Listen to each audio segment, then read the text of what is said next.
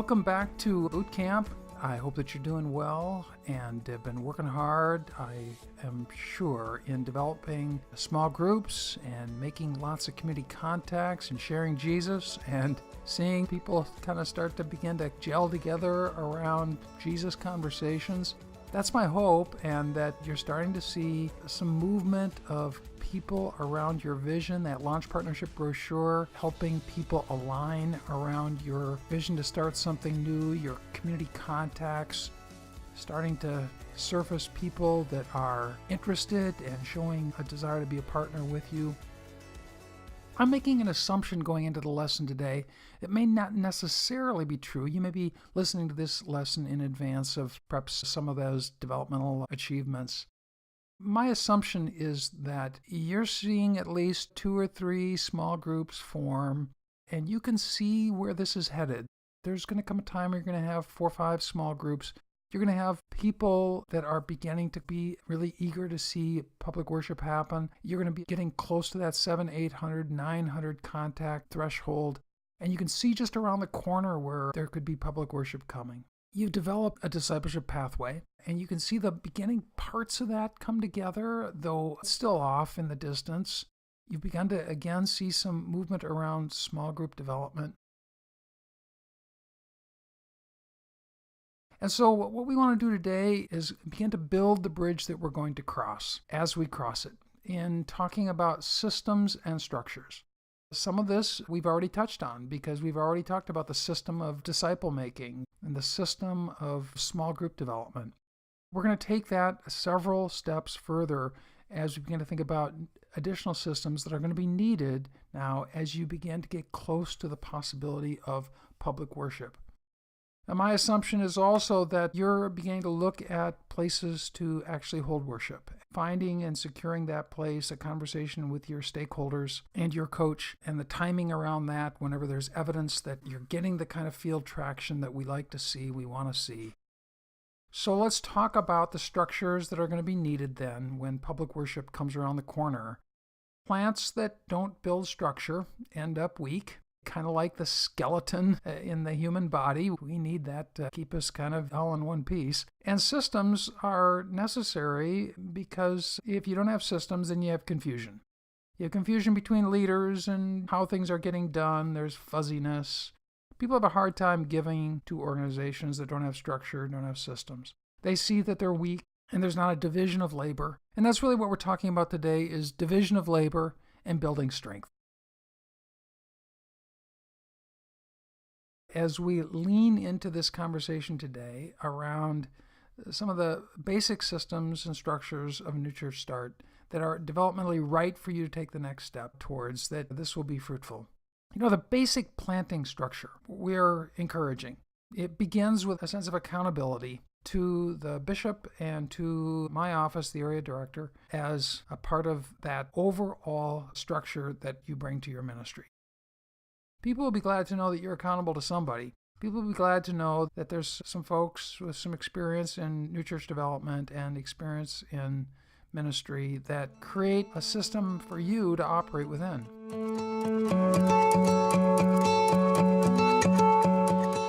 My district superintendent is Roger Spar, and it is because of his leadership that we are able to succeed here. He was the initial one to share the vision with a small group of people from our community of changes would look like. It was the district superintendent's vision that I got to come in and really fulfill. For both my wife and I to know that we have backing, we have support. If we're in need of something, that they are there for us. The Dakotas Conference has been phenomenal. It has also held me to a high level of excellence in everything that we do, because when I'm receiving so much, that if I'm not doing my best and giving the highest level of excellence possible, that I'm really doing a disservice to the people that are investing in us. From a stakeholders meetings standpoint, it has been phenomenal for me to be able to have a conversation with Ben, with my DS, with my coach, people from our own church, to be all in on this conversation. people from my church hear what Ben and my DS are saying and my coaches are saying, and they are aware now of, okay, here's why he's doing some of the changes that he's making, or here's why he's spending so much time over here.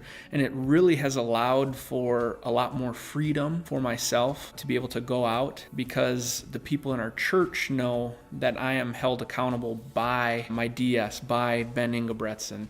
And the coaching, I'm a learner, and with that, to be able to sit down with someone that has either gone through this before or just has a wealth of knowledge, I'm able to ask a lot of questions. I'm able to glean from their past mistakes or their successes and be able to bring that into my ministry context and to take pieces and to use what works best for our community. What the training, what the meetings that I've been able to have with my stakeholders, coaching, has really allowed me to pour into other people.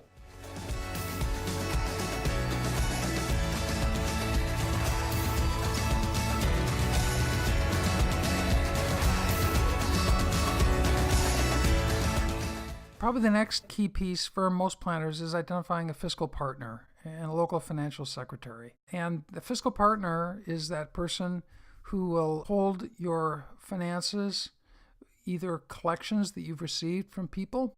And by the way, as your small groups are beginning to build energy and build some cohesion, I really hope that you're passing the hat.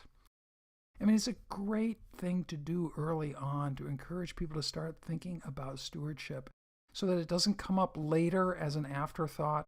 It doesn't come up as something that people thought kind of embarrassing to you, but rather it's a normal and natural part of being the body of Christ, normal and natural part of starting a new nonprofit, normal and natural part of being a stewardship developer. That's who you are, is to prompt the conversation around generosity, creating some clarity around that. If each one will just give a little, even if people will just give $5, you can grow that in their heart as they move from an attitude of paying to an attitude of giving. All of that is part of this growth around getting clarity around the fiscal realities and the financial realities that people will need to have. Having a fiscal partner is likely another church, or it could be the annual conference that becomes, if you will, your checkbook. They not only receive funds, collections, but they also become folks who will hold funds for you from the grant that you receive, hold your credit card information, and that kind of thing. And that's necessary because you may not have a person other than yourself, and of course, for the sake of protection and financial controls, you don't want to be in the position of being a financial secretary as the planter. And so having someone else in that role, and then eventually having a financial secretary, and then eventually down the road, a number of months from now, or perhaps even a year or two, whenever you're able to finally take full responsibility for all those dimensions of your ministry. We like to see that happen sooner rather than later, if possible, within the first 18 months or so of the ministry. But in good time, and that'll be a conversation that'll happen with your stakeholders. Getting accountability clear around the area director, my office, and getting a fiscal partner clear, and then eventually a financial secretary, someone who's connected to you and to your ministry, but who has financial skills, background, and gifts.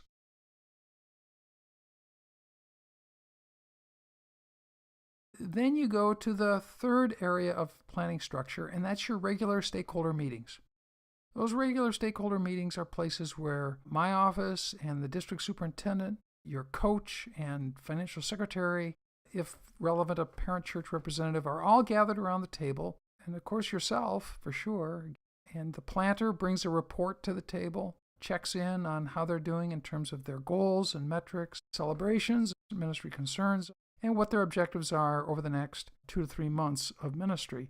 And then we all agree together on what those objectives should be and sign off and release you to your relationship with your coach to work on achieving your goals for the next 2 months. There are 6 of those gatherings a year, every other month, and they become times of alignment so that everyone at the level of the bishop's office through my representation, district, finance person, and you yourself are all aligned. We're all thinking clearly about where it is we're trying to go. and your coach will help you then get there. Think about that basic regular stakeholder meeting that will be convening if they have not begun to convene already. The fourth dimension of planting structure is the planter's local ministry leadership team. And that's really going to spend the balance of our time today, because you can see that there are key areas that you're responsible for building teams that work together, that coordinate together through their point leaders. We've already talked about the discipleship and small group systems that need to be built. And my recommendation would be that you find someone that will kind of embody that objective. Early on in the development of the new church, it's likely yourself, because those are so core to what you're doing as a developer. Small group development, discipleship formation, that's what you're doing. You don't have public worship going yet. Hospitality and children's ministry and communications and finance and stewardship and logistics all become additional areas where you can recruit individuals to be point leaders that will build teams to accomplish the work that needs to be accomplished in each area. There's a lot of work there, okay? And so let's dive into it.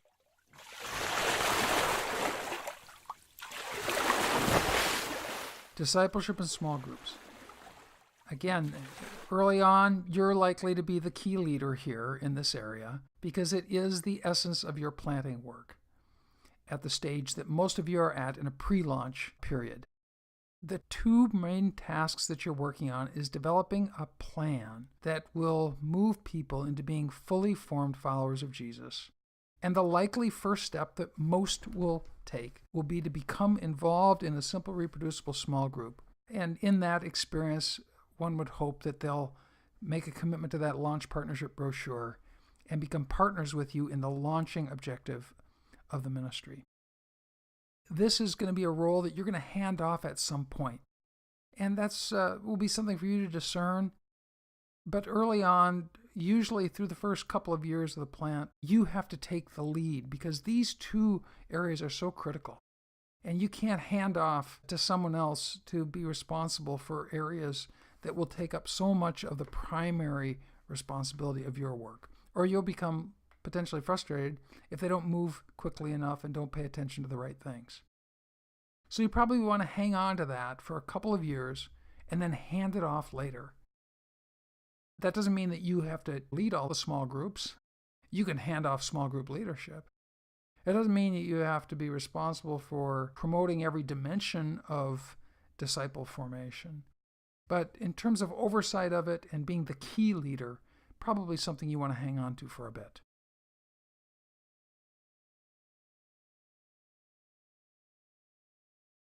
Second area is an area that is usually fairly important to hand off fairly early as you begin to move towards public worship, and that is hospitality. For most church plants, this involves signage. Can people find their way from here to there?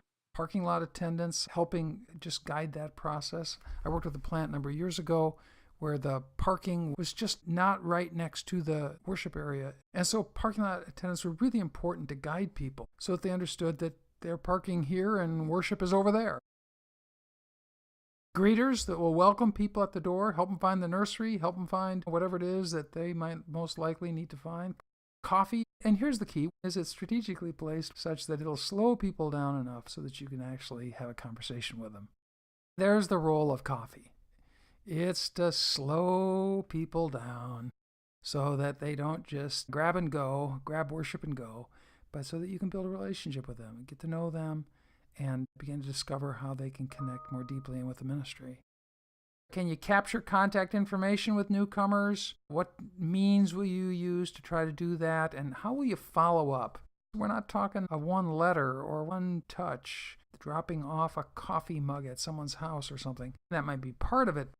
But really, increasingly, we know that because of the busyness of life, that if folks don't show up for 1 or even 2 months after a visit, that does not mean that they have dropped you as a worshiping option. It more likely means they're busy, they got stuff going on, and you aren't that high up their list yet. And so you want to keep those contacts and connections going with them for at least 10 weeks or more. 10 to 12 or even more weeks potentially. If you build a connection list and at least re-invite them whenever it comes to holy seasons like Christmas or in the fall or Easter, so that yes, you have those contact points, but you at least consistently have 4 to 6 follow-up touches over a 10-week period of time after their first visit.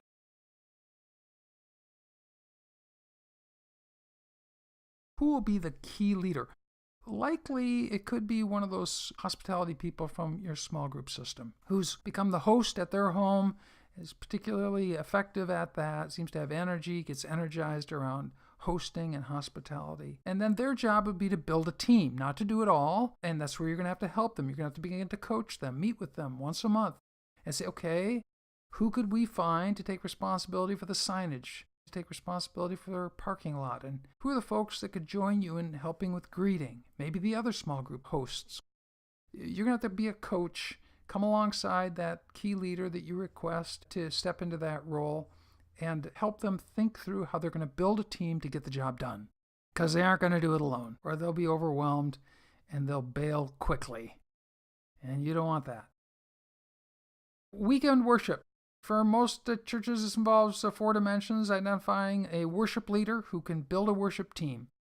Wow, that's really an important role. Probably a hired position. Can't say enough about the importance of the role of that person to be a team builder. Can I just state for absolute clarity, you don't hire a worship leader because they're a great performer. If you do, you're likely to at some point be frustrated.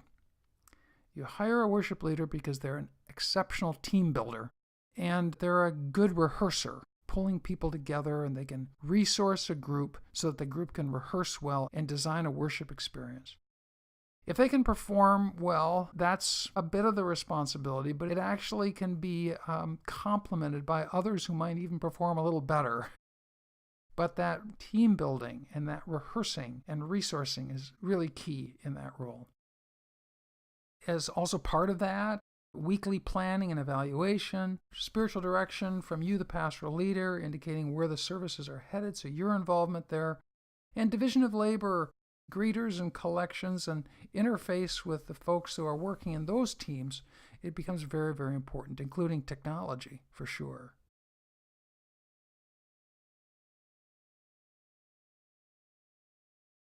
Children and youth. For most churches, this will involve 4 dimensions: establishing safety policies, identifying appropriate space and needed equipment, building a roster of screened volunteers, and identifying appropriate curriculum. Having infant and toddler spaces and having things broken down appropriately is very important. We could go a long time on establishing safety policies. You'll quickly find out that these are not things you have to invent from scratch. Probe with another church plant, but just make sure that you cover these bases. Make sure that you have a screening process for volunteers so that background checking occurs. Make it your goal to find the very best curriculum. I found most recently that there's some wonderful material out there that can help you leverage your children's ministry to connect with new people and new families. And building off children as a way of reaching into new families is a really strategic and effective method. Orange Curriculum, some others do that kind of thing. Do some probing again with church plants and resource yourself through their wisdom and cover those bases. And then identify a key leader in that area whose responsibility will be, just as in the other areas, to build a team to get the job done. Communication. For most churches, this will involve 4 dimensions: developing your website, social media strategy, keeping your communication oriented towards outsiders and newcomers, promoting special seasons and events for outreach and objectives, and maintaining contact with ministry partners in ways that build cohesion. And finally, technology related to morning worship. And so those are a variety of areas where you need people with communications gifts, technology gifts. Finding a key leader that can build a team in those areas becomes yet another system to build. Finally, stewardship development and financial oversight, promoting a clear thinking about sustainability and local giving goals, And by the way, that should come to you most through your stakeholder meetings and your conversations with your stakeholder team. This is where having a local person that has financial gifts and insights and ability and skills can be so important to your stakeholder team and become a key player. Creating healthy financial controls with accountability. This is where John Mitchum has resources that are up online, and John will be in touch with you, and you can reach out to John Mitchum. John is the person on our team that resources church plants around best practices and helps them build that fiscal stability that's going to strengthen them over the long haul and help them to achieve their giving goals. Developing a plan to ask and receive commitments from individuals and creating methods that would include electronic options. All those are dimensions of stewardship development, financial oversight. Your finance person, probably the person that sits on your stakeholder team, a key person for you to identify, and perhaps the next key person, if you haven't identified them yet. Usually after the dust begins to settle and the formation of a new church start, usually that finance person is one of the most important persons to get online soonest. Here are the action steps coming out of today's session. That is to begin to develop your leadership job descriptions and those with gifts to fill each position. Who's going to be the key leader and what does a job description look like? To sketch that out and then to begin to identify on your timeline when you think you need that position filled. As I've mentioned, probably the first person to fill out is your stewardship development financial oversight person. After that, you probably will want to try to get that weekend worship person in place. Draft out a plan for each of the 6 planning systems. Be sure that your systems involve the critical dimensions listed for that system. It's going to require a plan to actually put all these pieces together in each of these areas. So you're going to have to become a coach, sitting down with those key leaders in each one of them and helping them like your coach helps you reach their goal, encouraging them and giving them the benefit of time. They're not blessed with the time you have as a salaried employee, paid employee. Other than your worship leader, they're probably doing this as volunteers, and that's a healthy thing. That's a very good thing. You want to promote volunteerism. I often say that the number one job of anyone who's paid in a nonprofit organization is to develop volunteers. That's your role, is to develop a culture of volunteerism. And even your worship leader, their primary responsibility is to develop volunteers. Identify dates on your timeline when each dimension of your system will be developed, drafted, and otherwise begun, and what's your plan to prepare them. So that means plugging in coaching dates. How often are you going to coach these folks? I would suggest early on no less than every other week, and then dialing back to perhaps once a month in some cases, in other cases weekly, depending on where they are and the criticality of their work. Continue to share your launch partnership brochure with individuals who are ready in those small groups that are developing. Ask them to make commitments. You're looking for people to make commitments as you begin to see around the corner, and you can imagine the time when a public launch is coming. Keep making contacts. You're 5 a day, 25 a week, 100 a month. Keep working on developing those contacts. And then revisit your timeline and how do you need to make adjustments, and continue to keep an eye on that timeline, the tasks that you've built out there, along with your coach, building this bridge as you cross it. Church planning is like a lot of plates spinning.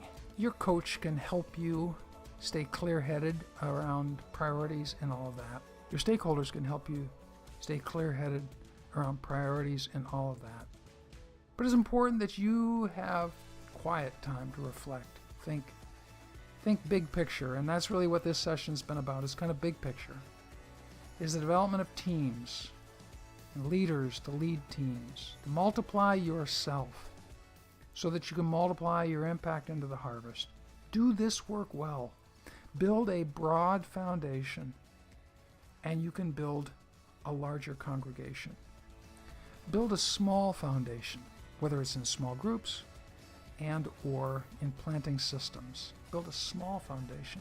Very few people participating, very few people aligned, very few people volunteering, and you build a small ministry. So God bless you as you lean into the vision God has given you. I hope that you're encouraged today. Talk to you soon. Bye-bye.